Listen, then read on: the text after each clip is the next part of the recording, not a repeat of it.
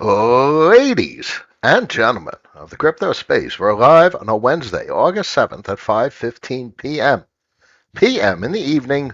Better late than ever. But today I wanted to have an open QA session. Usually I give my monologues and I have my story that I want to tell. But every now and then it's got to be your show. And I don't necessarily have all the time in the world today.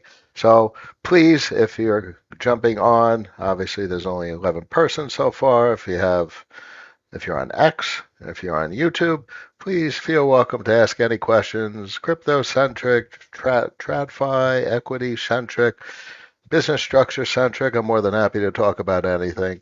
Keep a couple of charts open. I'll shoot the shit in the meantime. Obviously, we see a couple of interesting things in the data today. To me, one of the more interesting things that stand out is the NFCI, which is a relatively slow moving indicator and has been loosening since October of 2022.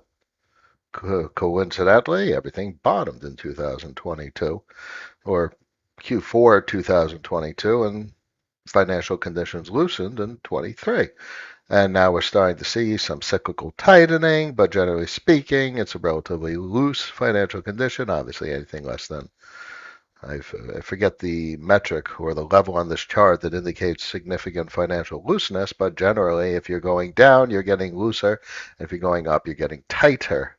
But we are at January of 2022 tightness levels, coming off relatively loose levels. So we have a nice uptick of obviously a relatively small percent, but this is a significant value and change in relative tightness nonetheless.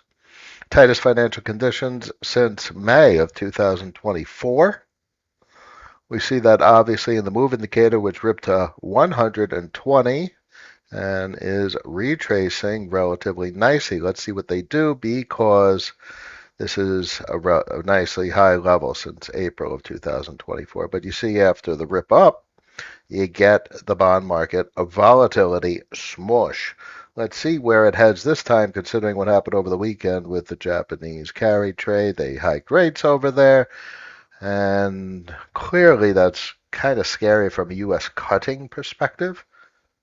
Is the U.S. even going to be able to cut? Is an interesting question. Tapsy's in the house. Up, y'all. Gazika, hello, Cap. Late stream today. Yes, indeed. Smith. Gonna watch this one later on, but quick question. You recently increased your bag of curve and ditched your convex one. Could you explain this? So excess diversification doesn't necessarily lead to outperformance and increases resiliency. It's a defensive posture. So in my mind was certainly one convex controls X amount of curve, is 7.8 give or take, and for that matter, one cleave controls how many convex? So you have like one cleave controls 80 curve voting. So, there's been a lot of interesting commentary and thoughts over the years versus governance vote rentals, that cash flow versus base protocol cash flow. And persons like Tetranode, long time ago in a galaxy far away, talked in terms of convex having a finite supply and curve emissions keep going or disinflationary, but that implies convex will just accumulate more and more, so it will have greater voting capacity into the future. And then that just multiplies with Cleaver. But what is the future? And what is a derivative? And my mind says the inflation, the increasing supply, which is decreasing over time, and in fact in a week it's going to be a whopping 6% from 18%. So there's a 70-something percent collapse in available supply. Talk about a halving. This is like a three-quartering that's going to occur for curve next week. And as compared to potential increase in business activity. So if the max that is like 40-something percent locked, let's take a look. So nope, nope, analytics. Here we go. Close that, close that. And let's take a look here. Percent supply lock, 44%.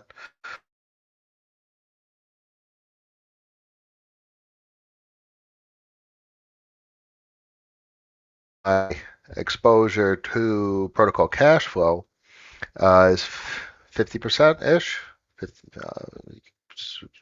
If every single person that has curve in the open market locked, that's not going to happen. So obviously, what's a rough thought in my mind with regard to maximum dilution into the future?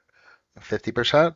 Okay, great. So my exposure to the revenue of Curve as a business into the future is probably 50%, and then that seems reasonable.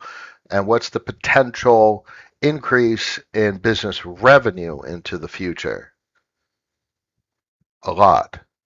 So for me, the governance cash flow was definitely interesting in 21, 22, 23, and that sustained a lot, but the potential for just the business activity from an FX standpoint to increase into the future, I wanted direct exposure to that. And it wasn't the governance cash flow that I wanted. Um, and I'm a base layer maximalist. I want to own the core infrastructure. And I increased my exposure 45%. This is the first time in years that I purchased any CRV, vote locked for VECRV, and it's a permanent lock according to my business rules. And that is the exposure that I wanted. After quite a fair bit of deliberation with myself about choices, I thought about relocking convex. I thought about converting it to Cleaver, which is at 25% APR, but you can only look to now so much as compared to think forward looking into the future. And I also considered Aura. So if you look at data for Aura, which is basic, nope, we're not going to business stocks right now. We're going to here. So if you look at data for Aura on mainnet, you're talking about lendiness. If it actually select. Wow, 47% increase in financial activity across the crypto space in the 71% increase on Ethereum. That's interesting.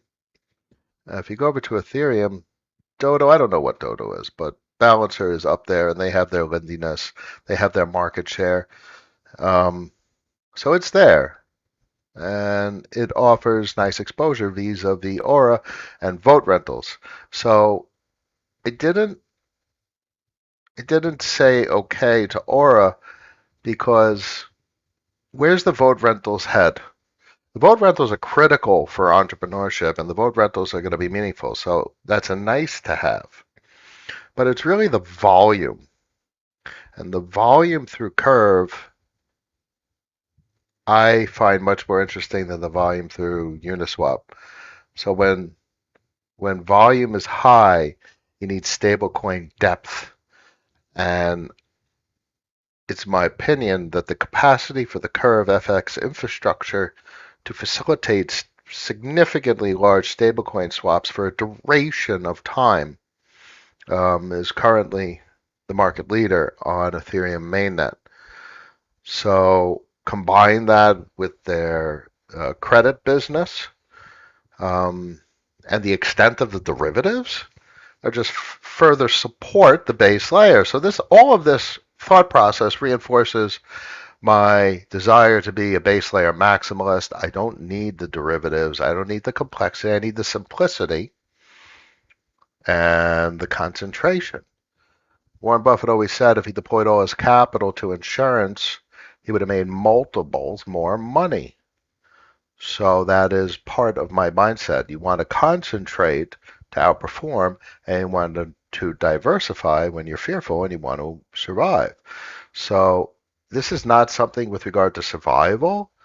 This is one of the few protocols that survived 2022, made it through liquidation cascades even in 23 and 24.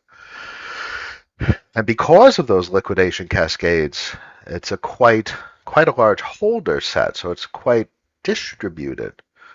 Not a lot of concentration. It's a fair amount of concentration, but in the derivative protocols that own such large share of the base layer. So that was a lot of my rationale. I didn't need additional exposure to Curve ecosystem. I just concentrated into the base layer of the Curve ecosystem.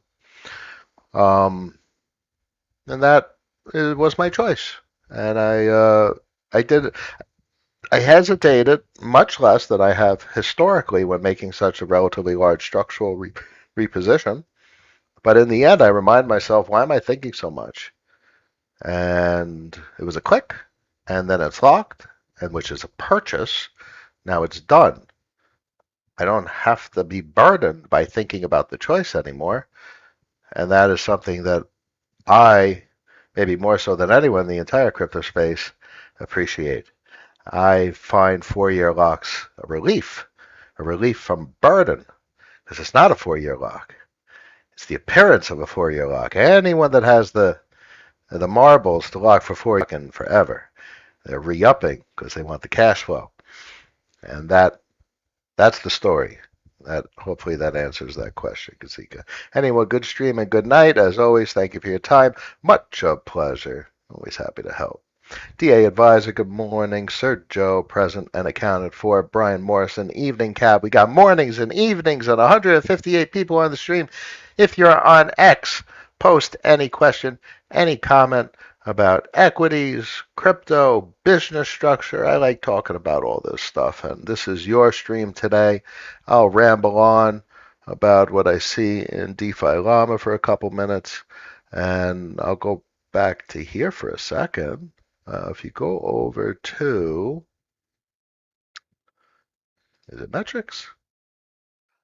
So this week is going to be an outsized cash flow. It's not here that I wanted to look at. Well, here's a good one today. Curve team mentioned this today, Michael as well, the revenue. And it's quite meaningful.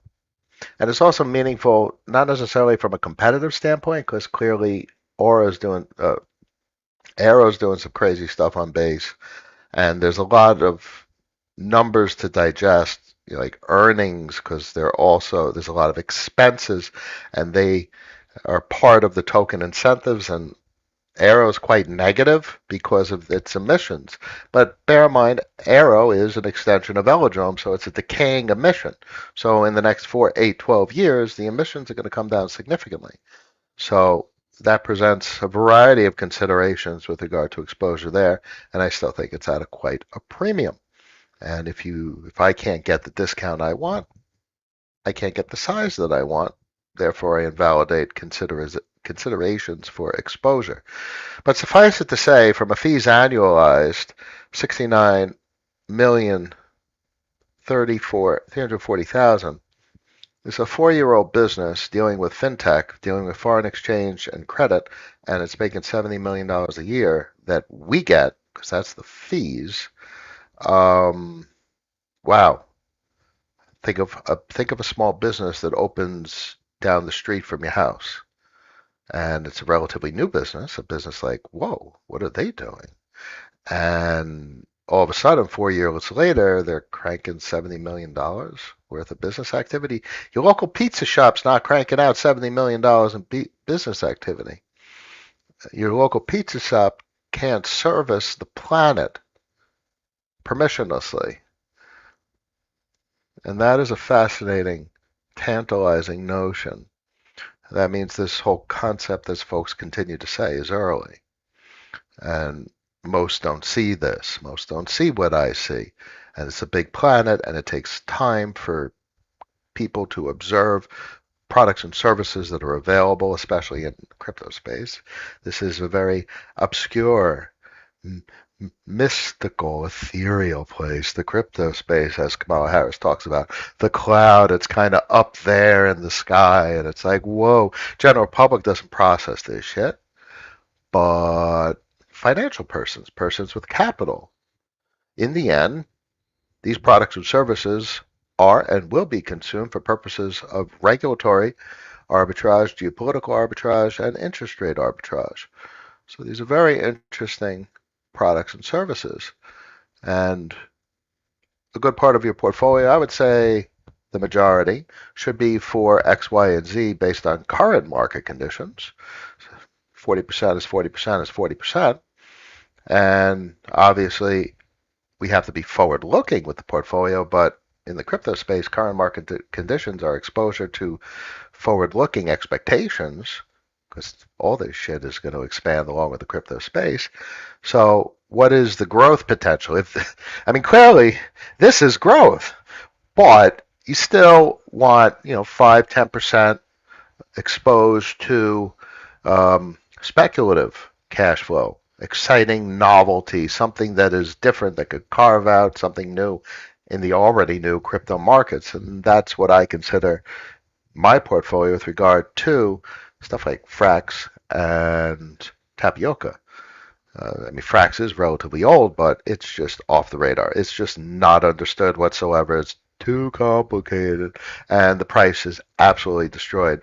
But it has a capacity to continue its business operations. It is self-sustaining, it is productive, and the development is quite extraordinary. Frankly, look at the code commits for Curve over the last 30 days is 529.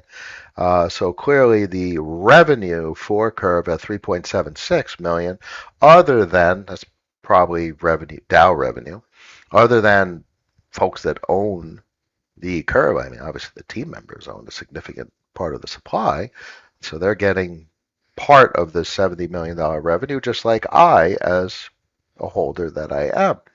So they have their own incentives to make sure the business thrives and continues to grow and evolve and iterate. And it doesn't even need to really iterate far from where it is, in my opinion, to do some incredible things in the future. Immutable, trusted infrastructure is valuable because it will exist into the future because of lendiness. The longer it exists, the more likely it is going to continue to exist. And I very much look forward to see what this type of business does when crypto isn't crypto. And crypto just becomes banking and fintech. Crypto is probably the most misleading terminology. It's like exotic. Do you invest? Do you invest in equities? Do you invest in crypto? How about do you invest? Do you own businesses? Do you manage capital? Or do you just dump it in a bank account and let a broker handle it? Or are you a more advanced, more sophisticated manager of capital who says, okay, I don't, interest rates on the checking account are zero, and interest rates on the savings account are bullshit, and interest rates on the money market account are 5.5%. Is 5.5% going to meet my expectations? I don't really understand equities because that's crazy. This is someone saying it because I obviously understand equities and how bullshit they are. So let's just say someone isn't savvy with equities and they have a 401k and it's underperforming, or they have a Roth IRA and it's underperforming, or they have just their own brokerage account and it's underperforming. There comes a time when you can escalate your capacity to invest. And this is a space, these crypto markets as they're currently called, that is a market filled with businesses that have revenue and products and services that are most broadly definable as fintech and more specifically definable as banks, whether people want to call it that or not. That is what it is. Hope that helps. Pithra, hey. Hey Cap, are you currently LP farming? No, I am not. If not, what APRs would you need to consider allocating in the farms, considering the potential of impermanent loss? I can't stomach that. Every time I do it, I end up just not doing it really quickly. Now, bear in mind, I do have a fair amount of stables that unlock, and it's all about size. Like literally, you got 7, 8 figures. I'd say about 3 to 10 is a very interesting starting point. If you got like, if you could get 10% on a mill, extra 100 grand a year. I wouldn't. I can't mess around with leverage. I don't do it. I can't mess around with impermanent loss. I just can't stomach it. But like 10% on a mill is pretty interesting. It's outperforming the risk-free rate of return. And you're talking about just stable coins. You avoid the exotic stable coins and you just deal with USDC, USDT, CRVUSD, FRAX. And that's pretty interesting because those are the types of returns that are available on the 3-3 exchanges and probably a fair amount of places if I did a little bit of due diligence. So that's pretty interesting. I don't know many people that are running around with an extra 7 figures, but those are the sizes that I would find interesting. Otherwise, I think smaller amounts are probably better suited for Bitcoin or Ethereum. Note that all three of those types of assets are part of the cash position: Bitcoin, Ethereum, and stablecoins. Um, and that'll be an interesting conversation to have as this market cycle continues into 2025. But those are the types of sizes that I think about in my mind. And that doesn't have to be the size that everyone thinks about. I just don't see an interest. And I don't, like, for instance, my stables, there is no stables. I have a Bitcoin and I have a little bit of Ethereum for cash because I need it to transact. And otherwise, I have cash flow that I am required by business rules to reinvest. And in these market conditions, I want to reinvest into Bitcoin and Ethereum because the market is depreciating, the financial conditions are tightening, and these are the types of assets I want to own in these conditions. When the market is exuberant and going crazy, that's when I'm going to want to not reinvest, and I would want to have stablecoins as part of the cash position. Anyway, that conversation we'll talk about as 2025 comes. DA Advisor, are yields always counted as a percent relevant to the dollar value of them? In Curve, for example, percentage, or yields always counted as a percentage relevant to the dollar value in them? Well, from an LP perspective, um, no, not the dollar value in the LP. It's what yields are relative to your deposit. So if something says a 30% APR, that's relative to your deposit. Now, the odds are with enough size, you're going to dilute the yields, which is the same thing from a vote rental perspective, which is where stuff like Warden comes online, and it has a couple of interesting options. Warden does offer fixed rate returns, which is they're looking for X amount of votes, and you're going to get 18.27%. But the range votes will dilute. As you vote more for these types of vote rentals, this percentage will go down. So that is a couple of different nuances to that conversation. You could talk from the LP position. You could talk from a deposit.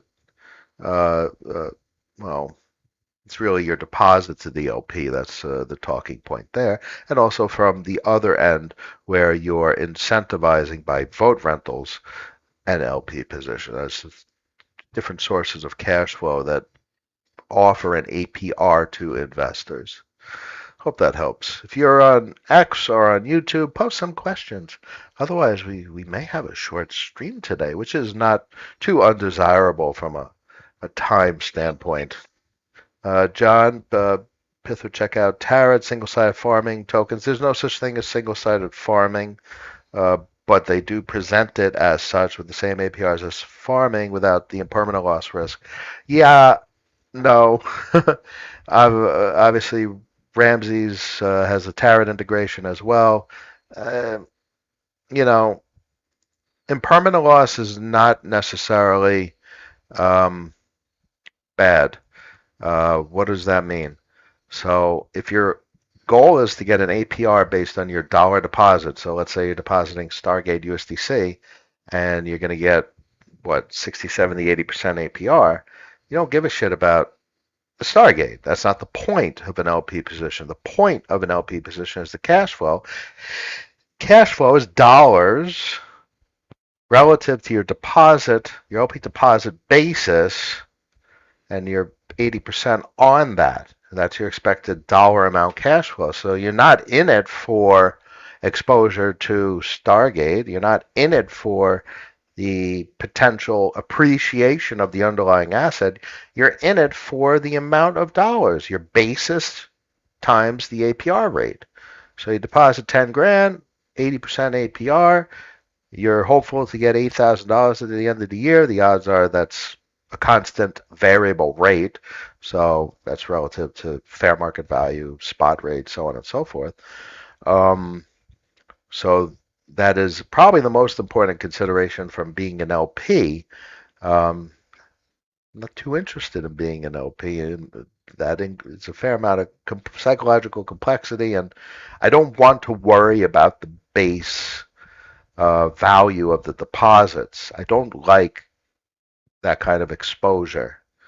It's just something I've thought about and played with for years since 2020, um, and it's just so. But with enough stable coins, that works out very well.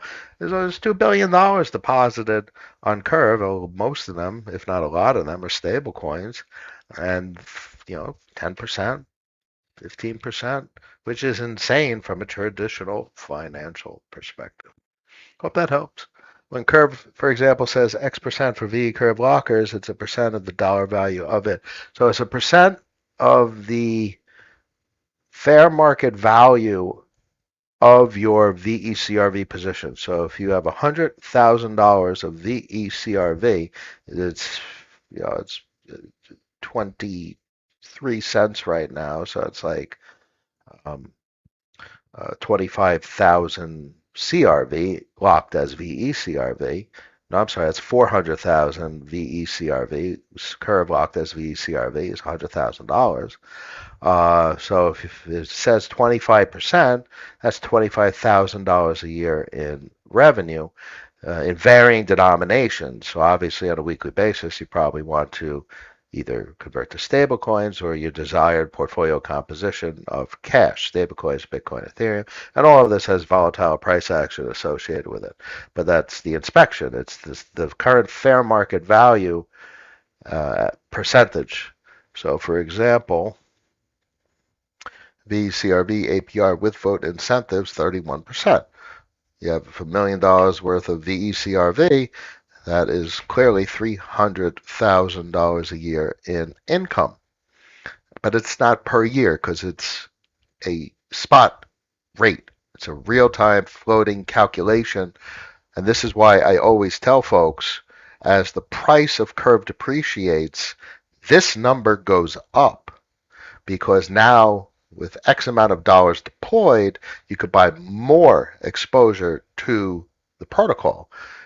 You down 10% on the price of Curve, this price goes up. Is it one for one? Direct inverse proportionality, it goes up 10%. But as the business activity of Curve increases or decreases, there's a proportional relationship to that on the percent APR. 18.54% cash flow in stable coins is a remarkable percentage. Tape Pusher APR percentages are calculated based on US dollar valuations of the principal rewards at any given time throughout the year. Pretty sure. Yes. Confirmed. Spot fair market value. So in that regard, I like basis calculations. So you deposit. That's probably a good way to assess if it was a good choice. So for instance, on the Kingdom protocols, Ramses. Yeah, let's take a look at some numbers, give you guys a little bit of detail. So I deployed $65,000 between Ramses, Nile, and Cleopatra. So if we go over to the dashboard and we add up today's Wednesday, Epoch Flip, so $204, $294. So that's $498. So it's rounded to 500, $720 for the week. $720 for the week. It's like 35,000 a year. So 35,000 a year on a $65,000 basis. It's greater than 50%. It's greater than 50% APR on basis. So obviously the price point is pretty much decimated. Like Nile position is underwater. Cleopatra is completely annihilated. But if relative to my total deploy at basis means the price point in which I deploy capital is over 50% APR, which in 2 years' time, I would get my capital back. Now, 1 to 2 year return on investment in traditional finance is unheard of for starting a business. So if I consider these types of acquisitions subsidiaries, a part of my balance sheet and the things that I own that produce cash flow, a 2 year return on investment period, that's insane. And I am going to see if these were good subsidiary acquisitions as I define them in my business structure. Hope that helps. Never go all in, never spread too thin. We can do better. These are all rules of the road, words of wisdom. And additionally, concentration is how you outperform. Diversification is how you protect capital. Warren Buffett is probably the person I look to the most for general methodology and ideology and the way he thinks about. Slow, methodical adjustments to portfolio composition over long time horizons. Have unlimited patience, cash flow. That's why you want to buy things that are distressed. You buy things, and he's from an equity standpoint. Equities have yet to significantly collapse. So he's got all this cash, $275 billion. If the whole equities market has collapsed 40%, and we have just, a cataclysmic credit event, so on and so forth, he's going to be, that number is going to fall through the floor, and he's going to buy shit. But it's a whole process in TradFi of determining what the status of a business, how much debt do they have, and they have a whole team, a whole business, Berkshire Hathaway, that's assessing all the intricacies of a traditional business. It's complicated. Crypto has already collapsed. Crypto has been completely decimated since 2022, and everything that has occurred since 2022, in my opinion, is a reflation of collateral back to about baseline. ETFs came online, gave them a little juice, but the broad business sector of the crypto space has done shit for 2 years. The meme coins don't count. It's not business. It's not collateral. That is, in my opinion, culture and an expression of dissatisfaction with the status quo financial system writ large. And that's separate and apart. So it's important to categorize and separate the components of these quote unquote crypto markets to understand what they are. You got collateral, you got cash, and collateral is a part of cash, and you have stable coins, which is why I love to look at total amount of stables, and DeFi Llama does that very well. And there's nice uptick since bottom, and would you look at that? Q4 2023. What it also says is bottom. Financial condition tightness in October 2022 with Q4 2023 right there. October 2023. So this was a period between October of 22 from a stablecoin perspective that folks are like, Is it going to roll over? Is financial conditions going to loosen? And then they finally loosened. And this is where the stablecoins started to expand. As you can see in DeFi Llama, it finally bottomed in about October 2023. And that leads us to um, probably one of the most meaningful expressions of the composition of the crypto space. How many damn dollars there are? Every asset was sold for dollars. You want to know how many dollars there are because that's the total market cap of the entire crypto space because assets now are worthless and every stablecoin has been bought. And then you have the businesses. You have the collateral, the Bitcoin, the Ethereum, the Solana. The collateral reinflated. Meme coins did what they did. Stablecoins rolled in over the last year. And the businesses have been underappreciated. So this, in my opinion, is where Warren Buffett would be me acting under what I perceive as Warren Buffett methodology. They're looking for businesses that have survived. They're looking for businesses that have a capacity to thrive in better market conditions and survive into the future. Healthy businesses. So in TradFi, how do you look for a healthy business?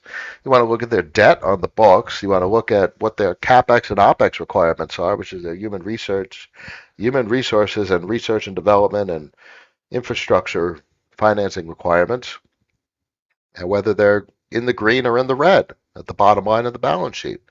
Whether their income is greater than their expenses. Well, forward-looking cash flow. Are they healthy? And to me, nothing compares to these fintech businesses. There's no debt, no real estate, no human resources. There's nothing. All there is, all there is cash flow and software that runs in the Kamala Harris cloud called the crypto space, which is a cloud of sorts because it's RPCs of nodes, which we call the Ethereum network, the EVM network, something like that. It's the cloud of clouds, which is really a market, a financial market. Fascinating. It's a good one, Tape Pusher. John, do you have any thoughts on Velo entering Fractal? Does Velo eat Ra's lunch? Does it matter with BAM in the pipeline? Too much thought. I can't process, cannot compute. There's no way to know. The market will tell us. And there is no raw token. And Velo, that's a choice. I have exposure to Velo. Where's Velo? I have Velo up here. I wish I bought Velo. Had a opportunistic point earlier on to get the arrow drop, but it is what it is. So I have a little bit of Velo. What is that? 269 plus 100, 374,000 Velo. Since it's locked in these relays, there's been a fair amount of rewards. 27,000, 23% APR. I could probably adjust to a different relay, which is not the worst idea. Looks like some are outperforming the eVelo Maxi. Notice it's early. Look, all the rewards are Velo. They're in recycling mode. If this space expands to the trillions of dollars, I mean, not TVL. TVL means shit. What I care about is dollars. How many actual stable coins are available? There's only $164 billion worth of stable coins available across the crypto space. And if you go to something like Optimism, it's basically zero. And it's 1.36 billion compared to mainnet, 79 billion and 168 billion across the whole space. So 164 billion is zero in the grand scheme of global finance. 1 billion is zero. It doesn't exist. It's a non-existent quantity of dollars in global finance. So what happens when there's $1 trillion on Optimism, $1 trillion on Arbitrum, $1 trillion on Base, $10 trillion on Ethereum mainnet? It's going to get weird, in my opinion. Now, those may be relatively large numbers, but I don't think we'll see those as really large numbers in the future, especially in 4, 8, 12-year increments of inspection. So what was I saying? That the why are we early? Because it's all recycling. At some point, there'll be realized that pay you cash, and at some point, this expands. Because right now on Velodrome, it's all chi is interesting. Um, it was all shitcoins for a bit. Biffy Moo. Okay, look like it was all meme coins for a bit, and but it looks like they've been pruned, and interesting stuff has been floating to the surface. More sustainable cash flow. But guess what? If there's $1 trillion on optimism, what happens to entrepreneurs? And what are people doing? They're going to chase the money and build protocols and products and services, fintech products and services for people to consume. And how do you start a protocol? You need liquidity. And how do you get liquidity? You finance the liquidity using protocols like Velodrome, Aerodrome, Kingdom VE33s, Mainnet, Aura, Curve, and downstream derivatives, Stake DAO, and so on and so forth. Um, and those are necessary tools to create liquidity for your fintech business to actually work. Uh, I look forward to that because with an immutable and locked set of smart contracts, these businesses will continue to exist into the future. That's one thing that Velodrome and Aerodrome tout very well, that it's immutable. Um, and clearly that's the case with Curve as well. And others are fairly mutable to a degree. Aura and Balancer have a significant governance presence, and they're always iterating. It's quite interesting. So I'm actually more inclined to hold on to that Aura position as compared to the convex position, which I obviously concentrated into base VECRV. Anyway, that's my thought. Diego, hello. His bank. Whose bank? My bank. Our bank. We own banks. Because when you own Citibank or HSBC stock, you own shit. You own the, please, sir, may I have some more dividends? Because I need a couple extra pennies. Can you spare some from your $30 million fucking executive bonus? Sorry. I get a little excited every now and then. Mix, always a pleasure. Uh, Mavericks, do you like any Aladdin products at these prices? Yeah, I said earlier when I was thinking about what to do with the unlocked convex position, I'm like, relock convex because of the amount of governance control it has, 7.8. I actually have it here. 7.92 curve per convex, and then cleaver. I don't have the stats, but it's multiples of that. So if it's 5 to 1 on convex, I think it's more. That's 5 times 8 is 30, 32,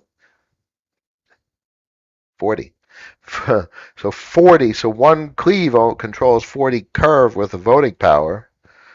That's crazy. So where's the cash flow? Because cleave is only 25%.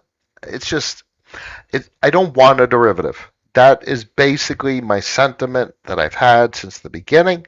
And that is my sentiment going forward. I don't want a derivative. It's like you go to convex and let it load. You go to convex and you have a bifurcation of cash flow. Vote locked. This is from voting people that are renting votes from VLCVX, 16%. Then you get the VECRV fees. It's at 7.7% because it's diluted amongst the size of the convex user base.